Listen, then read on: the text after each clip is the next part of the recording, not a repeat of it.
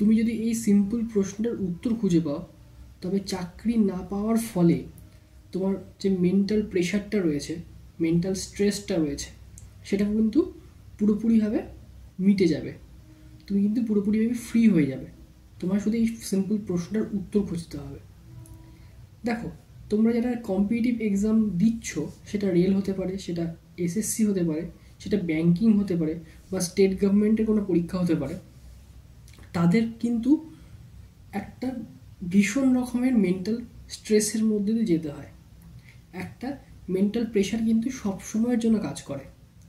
বিশেষ করে যারা 1 বছর বা 2 বছর বা তারও বেশি সময় হয়ে গেল এক্সাম দিচ্ছ, অথচ কোনো এক্সাম ক্লিয়ার হচ্ছে না, কিংবা ধরো প্রিলিমিনারিটা পাস করেছো কিন্তু মেন্সে গিয়ে হচ্ছে না, বা অন্যান্য আরও যে স্টেপগুলো রয়েছে সেখানে গিয়ে হয়তো হচ্ছে না ক্লিয়ার, তাদের ক্ষেত্রে কিন্তু এই মেন্টাল প্রেশারটা কিন্তু দিন দিন বাড়তে থাকে।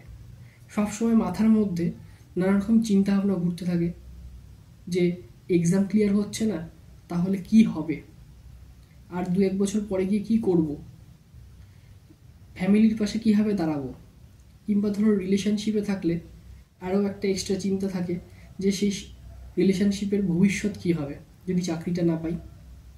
তো এই সমস্ত চিন্তাভাবনাগুলো মাথার মধ্যে অনবরত ঘুরতে থাকে। তার ফলে কি হয়? তার ফলে সবথেকে বেশি ক্ষতিটা হয় তোমাদের।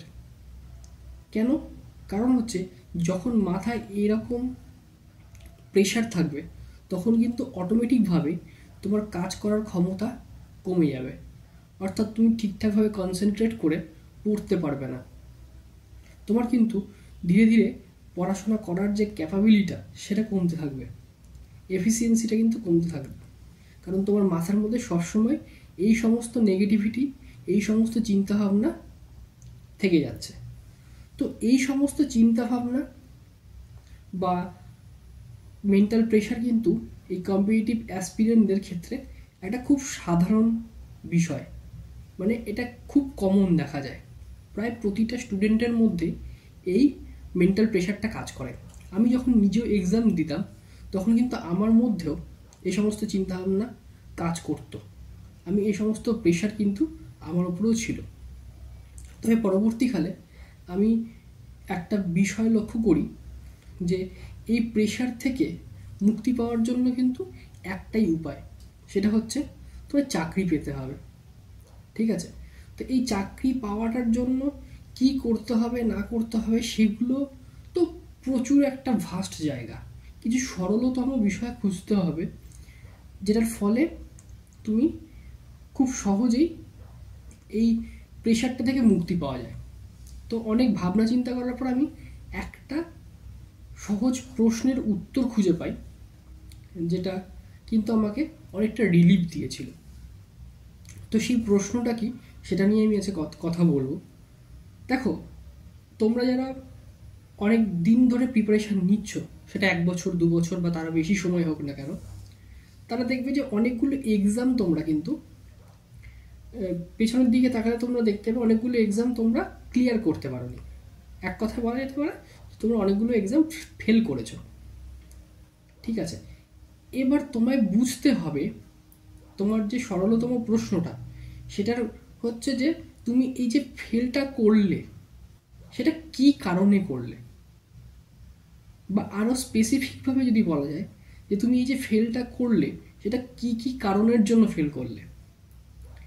তো সেখানে অনেকগুলো কারণ থাকতে পারে, মাল্টিপল রিজন থাকতে পারে। তোমায় ভাবতে হবে এর মধ্যে কোন কোন কারণগুলো তুমি নিজে নিয়ন্ত্রণ করতে পারবে, সে কোন কোন প্রবলেমগুলোকে তুমি নিজে সলভ করতে পারবে। এই প্রশ্নটার যদি তুমি উত্তর খুঁজে পাও না, তাহলে দেখবে অটোমেটিকভাবে তোমার কিন্তু এক্সাম ক্লিয়ার করাটা অনেক সুবিধাজনক হবে। কেন বলছি এই কথাটা? কারণ তুমি যখন এই প্রবলেমগুলোকে আইডেন্টিফাই করবে, তারপর কি করবে? তারপর তুমি স্বাভাবিকভাবে ওই সমস্ত প্রবলেমগুলোর ওপর কাজ করবে, ওই প্রবলেমগুলোকে সলভ করার চেষ্টা করবে। আর ওই প্রবলেমগুলো যদি সলভ হয়ে যায় একবার, তাহলে দেখবে এক্সাম ক্লিয়ার করাটা খুব একটা বড় ব্যাপার হবে না। তো ফার্স্ট অফ অল আমি আজকের দিনে দাঁড়িয়ে এই কথাটাই বলবো, ফার্স্টে তোমরা তোমাদের এক্সাম ক্লিয়ার না হওয়ার পেছনের কারণগুলো বের করো। সেই কারণগুলো যদি খুঁজে বের করতে পারো, দেখবে তোমার এক্সাম ক্লিয়ার হবেই হবে। তো যাই হোক, একটা দিনের শুরু হচ্ছে, তো এই প্রশ্নটা নিজেকে দিনের মধ্যে 5 মিনিট হোক বা 10 মিনিট টাইম নিয়ে নিজেকে একবার প্রশ্ন করে দেখো যে তোমার এক্সাম ক্লিয়ার না হওয়ার পেছনে কি কি কারণ রয়েছে। তো এই ভিডিওটা এই পর্যন্তই থাকছে, ভিডিওটাকে বেশি বড় করবো না। তো বলে রাখি, যারা চ্যানেলে নতুন তারা অবশ্যই চ্যানেলটিকে সাবস্ক্রাইব করো, আর ভিডিও ভালো লাগলে অবশ্যই একটা লাইক করো। তো চলো, দেখা হচ্ছে নেক্সট ভিডিওতে।